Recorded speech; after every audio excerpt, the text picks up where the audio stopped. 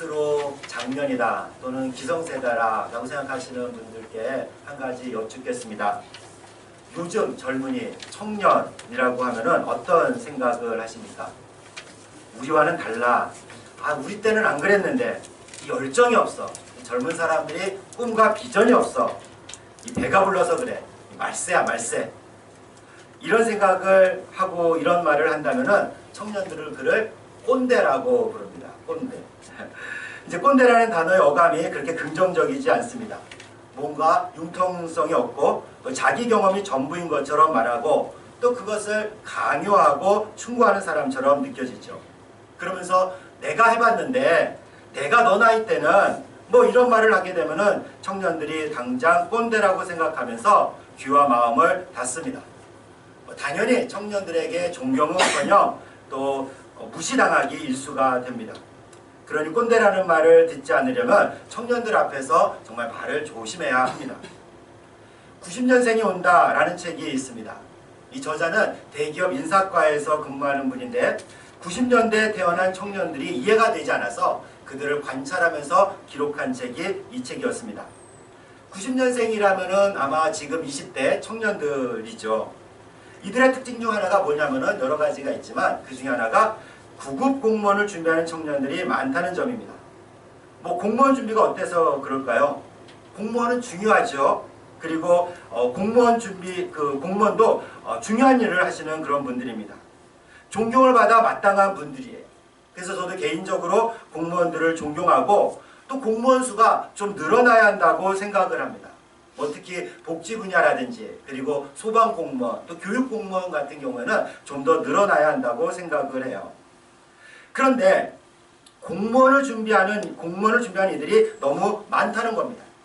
공무원 시험을 준비하는 이들을 공시생이라고 부르는데 2017년 현대경제연구원이 발표한 바에 따르면 그 수가 갈수록 점점 급격히 증가하고 있어요.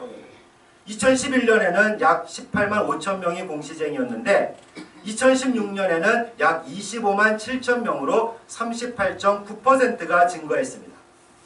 문제는 여기서 도대체 몇 퍼센트나 합격하느냐라는 거예요. 얼마 정도 될 것 같습니까?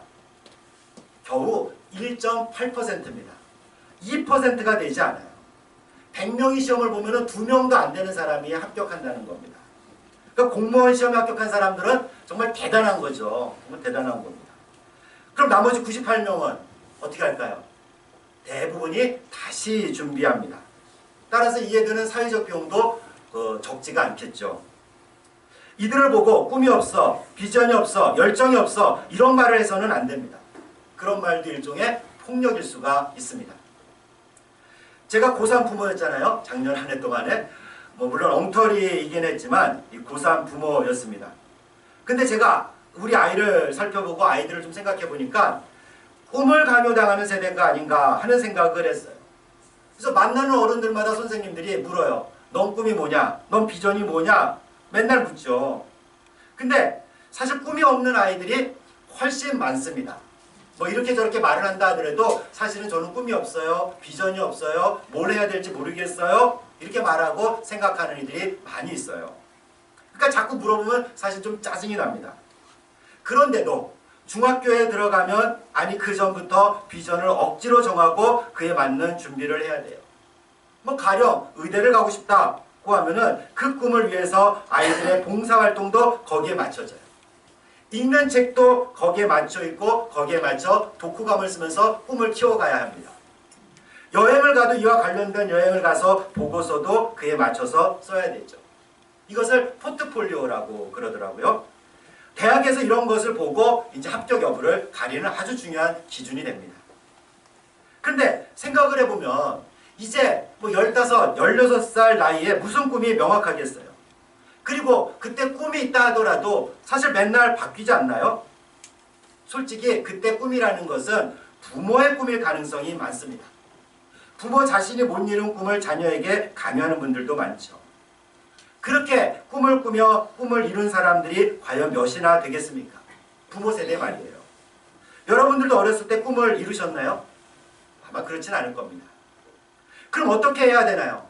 뭐 어차피 이루어지지 않을 거 꿈도 꾸지 말고 비전도 갖지 말고 그냥 흘러가는 대로 살아가자 라고 하면 되겠습니까?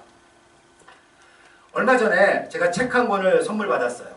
소심청년, 소명을 만나다 라는 책이었습니다. 전에 있던 교회에서 저와 함께 사역했던 청년 중 한 명이 필자로 참여한 책이에요. 지금은 사회적 기업에서 일을 하는데 그 기업은 사회적 기업을 하려는 청년들을 후원하고 도와주는 그런 일을 합니다. 또 청년들이 소명을 깨닫도록 도와주는 일을 하죠. 그 기업에서 일하는 대표와 직원들이 함께 쓴 책이었어요. 그래서 실제로 그들 나이는 대부분 20대에서 40대입니다. 이 소심청년이라는 말은 소명을 마음에 품은 청년이라는 뜻이었는데 소명을 이해하고 소명을 품고 살아가는 청년들을 응원하고 그 길을 안내하는 책이었습니다.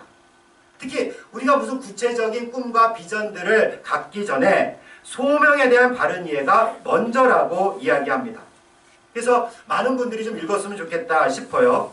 그래서 특별히 우리 교회 청년들은 제가 선물을 하려고 했는데 어저께 왔어야 되는데 책이 안 왔어요. 그래서 제가 다음 주에 꼭 드리도록 할 테니까 사서 봐야 되겠다 생각하지 마시고 제가 드리도록 하겠습니다. 근데 조금 제가 좀 잘난 척을 좀 하자면은 제가 평소에 가지고 있는 소명에 대한 이해와 크게 다르지 않았습니다. 그럼에도 소명을 붙들고 치열하게 고민하고 있는 청년들이 있구나 하는 생각에 너무너무 감사했어요. 그리고 너무 잘 읽었습니다. 오늘 설교를 듣는 우리 모두가 청년뿐만 아니라 우리 모두가 소명을 명확히 이해하고 또 꿈과 비전을 갖고 사명의 길을 담대히 가기를 또 주님의 이름으로 축원합니다. 그렇지만 오해는 하지 마십시오. 공무원이 되려는 청년들이 잘못되었다는 말은 결코 아닙니다. 그냥 시류에 따라 준비하는 이들과 소명을 이해하고 사명을 따른 이들은 분명 다르다는 말이에요. 또 소명과 사명을 붙들 때 반드시 합격해, 반드시 원하는 직업을 가질 수 있어 그런 말도 아니에요. 또 나이가 들어서 나는 소명과 사명과 무관해 라고 생각해서는 안 됩니다.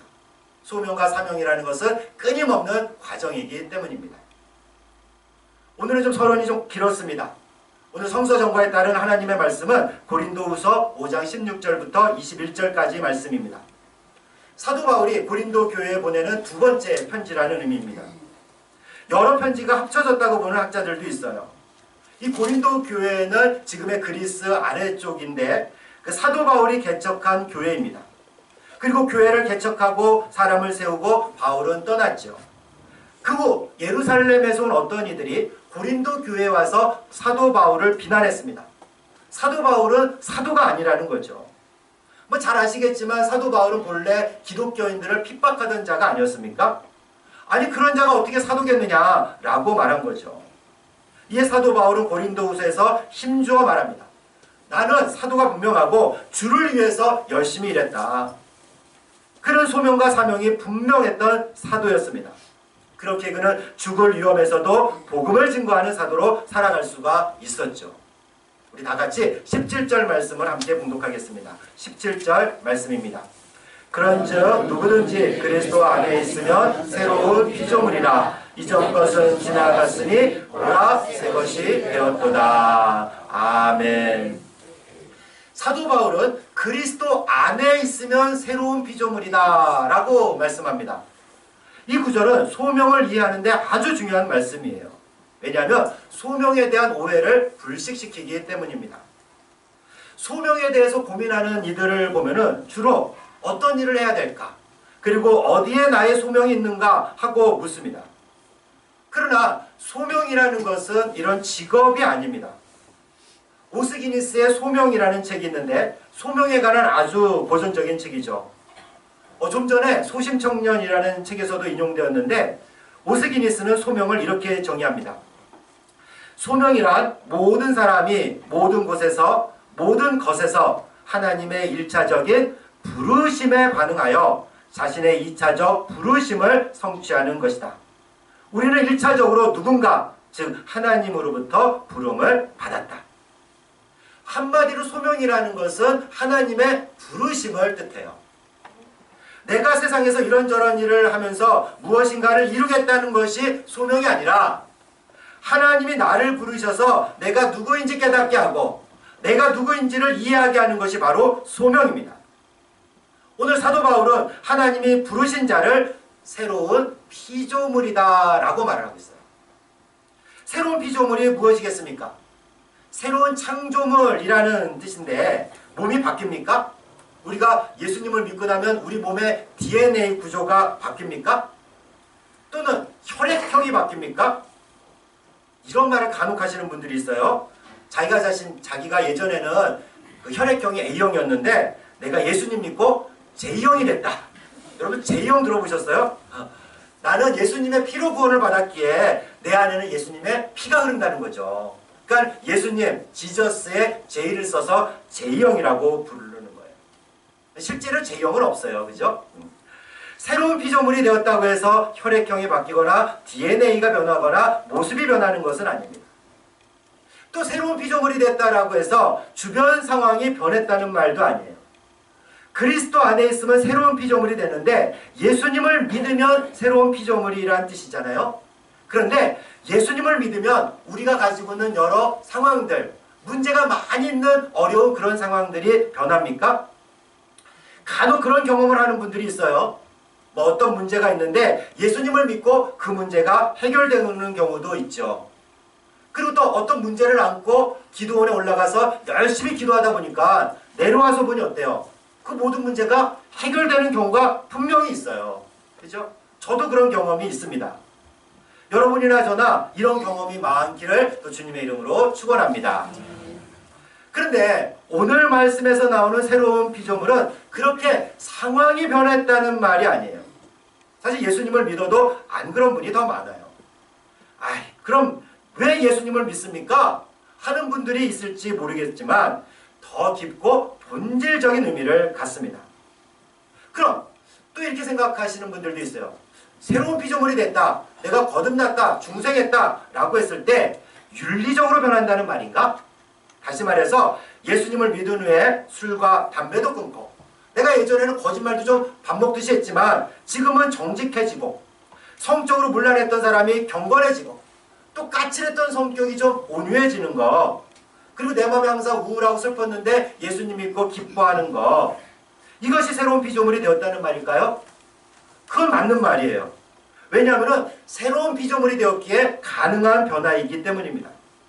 그리고 예수님을 믿으면 사실 이런 변화가 있어야 됩니다. 예수님을 믿기 전보다 그 후에 더 좋은 방향으로 변화가 일어나야 돼요. 그런데 새로운 피조물은 이런 윤리적 변화를 포함해서 이것을 넘어서는 개념입니다. 왜냐하면 이런 윤리적 변화를 가능하게 한 근본적인 변화가 있기 때문이죠. 그게 새로운 피조물이에요. 그것이 뭐냐? 바로 하나님과 나의 관계가 새로워졌기 때문입니다.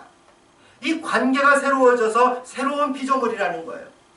내가 하나님을 등지고 섰을 때는 하나님과 원수지간처럼 되고 나는 죄인이었지만, 그런 내가 하나님과 새로운 관계를 맺는다는 것은 하나님이 나의 아버지가 되시는 것이고 나는 그분의 자녀가 되는 관계로 변하기 때문이죠.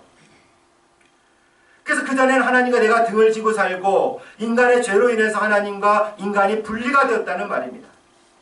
원래 하나님이 인간 창조할 때 하나님의 형상대로 창조하셨습니다. 그런데 죄로 인해서 우리 안에 있던, 인간 안에 있던 하나님의 형상이 왜곡되기 시작한 거죠. 그러나 그리스도 안에서 이렇게 왜곡된 하나님의 형상이 회복되기 시작을 합니다. 그래서 새로운 피조물이에요. 이것을 소명과 연관지어 말한다면 그리스도 안에서 하나님과 새로운 관계를 맺어 자신이 새로운 피조물임을 깨닫고 이해하고 받아들여 하나님의 형상을 회복할 때 하나님의 부르심이 분명해집니다. 소명이 명확해지는 거예요. 소명은 하나님의 부르심이기 때문입니다. 다시 한번 말씀드리자면 그리스도 안에서 하나님과 새로운 관계를 맺어 자신이 새로운 피조물임을 깨닫고 이해하고 받아들여 하나님의 형상을 회복할 때 하나님의 부르심을 분명해져요. 그게 소명인 겁니다. 그러니까 내가 어떤 직업을 가질지 결정했을 때 소명을 알게 되었다고 하지 않습니다. 오직 하나님과 나의 관계 속에서 내가 어떤 존재인지, 그리고 새로운 피조물임을 확신하게 될 때 소명을 이해하기 시작합니다. 이런 소명에 대한 이해 없이 단지 꿈에 대해서, 직업에 대해서 이야기하는 것은 무의미해요. 그리고 그것을 이룬다 하더라도 원하는 것을 다 얻어도 허무하고 행복하지 않습니다. 소심청년이라는 책에 보면 이런 이야기가 나옵니다. 이 저자가 대학에 다닐 때 이 선배와 비싼 스테이크를 먹으면서 한 이야기가 나와요. 그 선배는 솔직히 어렵게 성장을 했는데 그래도 명문대를 나와서 글로벌 기업의 임원이 되었고 좋은 가정을 꾸렸어요. 그리고 귀여운 딸들을 보면 기쁘고 그리고 업무 성과도 자랑스럽다고 말했습니다. 그리고 그 자리에 오르기까지 엄청난 노력도 많이 했죠. 그런데 이상하게도 충분히 행복하지 않다라는 겁니다. 왜 살아야 하는지, 어떻게 살아야 하는지 모르겠다고 말을 하더랍니다. 그 말을 듣는 후배들은 다 충격을 받았어요. 아니, 저런 선배가 저 정도 이뤘으면 행복해야 되는 거 아니야? 내가 롤 모델로 삼고 따라가야 될 그럴 사람인데 아니 어떻게 저럴 수가 있지? 저런 사람도 행복하지 않다면 나 같은 사람은 뭐 어떻게 하란 말이야? 우리는 막연히 생각을 하죠. 돈이 많으면 행복할 거야. 높은 지위에 오르면 행복할 거야. 그리고 대학에 가거나 진학을 하고 취직을 하면 행복할 거야. 결혼하고 아이를 낳으면 행복할 거야. 그러나 그렇지가 않습니다. 아니 왜 법무부 차관까지 한 검사가 성범죄를 저지르고 성적으로 문란한 행동을 하겠어요? 인기와 돈을 한몸에 얻은 연예인들이 왜 성범죄를 저지르겠습니까? 세계 굴지의 재벌 집안에서 태어나 유명 호텔 사장이 되었는데 왜 마약류인 프로포폴에 의지했을까? 돈이나 명예나 권력으로 해결되는 문제가 아니기 때문에 인간은 그런 존재입니다. 그럼 예수님을 믿고 교회 다니면 다 해결되느냐? 이게 또 그렇지도 않아요. 하나님과 내가 바른 관계를 회복하고 새로운 피조물로 하나님이 나를 부르셨다는 소명을 분명히 깨닫고 이해하고 받아들이지 않으면 세상 사람들과 똑같이 길을 잃고 방황하게 됩니다. 그리스도인일지라도 말이에요. 명예와 권력과 부를 추구하다 망한 목사가, 장로가 한둘입니까? 그런데 이게 또 내 힘으로 소명을 깨닫게 되는 것도 아닙니다. 우리 21절 말씀을 함께 봉독하겠습니다. 21절 말씀입니다. 하나님이 죄를 알지도 못하신 이를 우리를 대신하여 죄로 삼으신 것은 우리로 하여금 그 안에서 하나님의 의가 되게 하려 하심이라. 아멘. 죄로 인해서 인간은 하나님을 떠나고 등을 지게 되었죠. 이 죄의 문제가 해결돼야 하나님과 바른 관계, 즉 의를 이루게 됩니다. 근데 내 힘으로 이 의를 이룰 수가 없어요. 그래서 하나님은 죄가 없으신 분을 보내셔서 우리 대신 죄값을 치르게 하셨습니다. 그분이 바로 하나님의 아들 예수님이시죠. 예수님 안에서 하나님과 의로운 관계를 맺고 예수님 덕분에 새로운 피조물이 될 수 있는 겁니다. 예수님을 보내신 분도 하나님이시오. 그를 통해서 인간의 죄를 대신하게 하신 분도 하나님이요. 예수님 안에서 새로운 관계를 맺게 하신 분도 하나님이십니다. 이를 오늘 본문에서 화목, 즉 화해라는 말로 표현해요. 하나님과 우리 사이가 화목했다, 화해했다 라는 의미입니다. 등을 지고 있었고 그 사이에 막힌 담이 있었는데 그 담이 허물어져서 화해하게 된 거예요. 그래서 예수님의 십자가는 하나님과 나를 화해시킨 사건이고 더불어서 소명을 깨닫게 하는 사건입니다. 그래서 이런 사건을 통해서 이를 통해서 소명을 이렇게 품게 되는 사람은 근본적인 방향 전환이 일어나요. 방향 전환. 이를 16절에서 이렇게 표현을 하죠. 우리 16절 말씀을 함께 봉독하겠습니다. 16절 말씀입니다. 그러므로 우리가 이제부터는 어떤 사람도 육신을 따라 알지 아니하노라. 비록 우리가 그리스도도 육신을 따라 알았으나 이제부터는 그같이 알지 아니하노라. 아멘. 사도 바울이 육신을 따라 알지 않겠다라고 말합니다. 이 말은 세상의 기준을 내 판단 기준으로 삼지 않겠다는 말이에요. 세상이 말하는 지혜나 세상이 말하는 경험을 거기에 의지하지 않겠다는 말입니다. 그리고 세상을 바라보지 않고 오직 하나님만 바라보겠다는 뜻이죠. 십자가에서 나타난 하나님의 지혜를 따라 살겠다는 의미입니다. 소명을 품은 사람, 소명을 깨닫기 시작한 사람은 세계관과 가치관과 판단 기준이 완전히 바뀐 사람이기 때문입니다. 예수님을 믿으면서 여전히 힘들고 어려운 상황이 지속될 수도 있지만 그런 가운데서도 평안을 누리고 또 인내할 수 있는 이유가 무엇이겠습니까? 하나님과 새로운 관계를 맺은 새로운 피조물이기 때문입니다. 우리의 판단 기준과 가치관이 변했기 때문이에요. 하나님의 부르심, 소명이 무엇인지 조금씩 깨닫기 시작한 거예요. 이렇게 소명을 이해하기 시작한 사람은요, 이제 자기 역할도 무엇인지 점차 깨닫게 됩니다. 이것을 우리가 넓게 보면 이것도 소명이라 할 수 있지만 이것을 조금 구별해서 사명이라 부르겠습니다. 역시 직업을 말하는 것이 아니에요. 소명이라는 것은 무슨 일을 하든지 어떤 직업을 갖든지 자기 역할이 무엇인지를 아는 거예요. 이게 사명입니다. 바로 화해시키고 화목시키는 일이죠. 우리 18절부터 20절까지 말씀을 함께 봉독하겠습니다. 18절부터 20절까지 말씀입니다.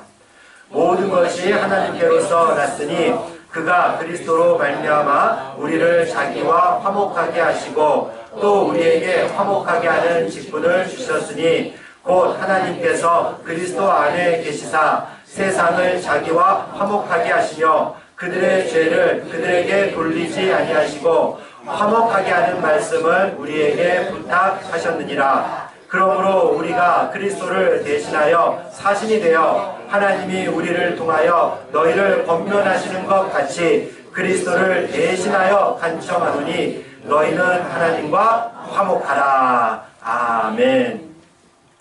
18절에 화목하게 하는 직분, 그리고 19절에 화목하게 하는 말씀을 부탁하셨다는 말은 소명을 품은 사람의 사명이 무엇인지 알게 합니다.